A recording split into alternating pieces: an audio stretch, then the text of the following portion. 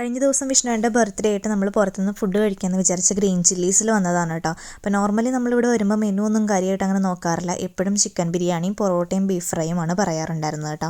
അപ്പോൾ അങ്ങനെ ഈ തവണ വിഷ്ണുവേണ്ണ ഇവിടെ നിന്നൊരു ഫിഷിൻ്റെ എന്തെങ്കിലും വെറൈറ്റീസ് ട്രൈ ചെയ്ത് നോക്കണമെന്ന് പറഞ്ഞിട്ട് നമ്മൾ കപ്പയും മീൻകറിയും പറഞ്ഞു. മീൻകറി വന്നപ്പോൾ തന്നെ നമ്മൾ മുളക് കറിയായിരുന്നു പറഞ്ഞിട്ടുണ്ടായിരുന്നത്. പക്ഷേ വന്നത് തേങ്ങ അരച്ചിട്ടുള്ളൊരു കറിയായിരുന്നു. അതിനാണെങ്കിൽ ഭയങ്കര മധുരമായിരുന്നു. കുടംപുളിയൊന്നും ഇടാത്ത മറ്റേ തക്കാളി മാത്രം ഇട്ടിട്ട് വെച്ച അങ്ങനെ എന്തോ ഒരു കറിയായിരുന്നു കേട്ടോ.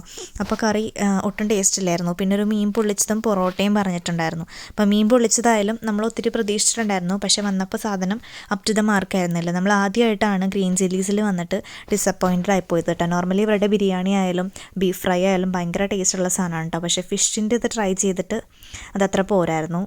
നമുക്കങ്ങനെ ഇഷ്ടപ്പെട്ടില്ല കേട്ടോ. അങ്ങനെ ബർത്ത്ഡേ ആയിട്ട് ഫുഡ് കഴിക്കാൻ പുറത്ത് വന്ന് കൊളായൊരു ദിവസമാണ് കേട്ടോ ഇന്ന്. രണ്ടും ഇഷ്ടപ്പെട്ടിട്ടുണ്ടായിരുന്നില്ല. നമുക്ക് കറിയാണെങ്കിലും പൊള്ളിച്ചതാണെങ്കിലും ഫ്ലോപ്പായിപ്പോയി.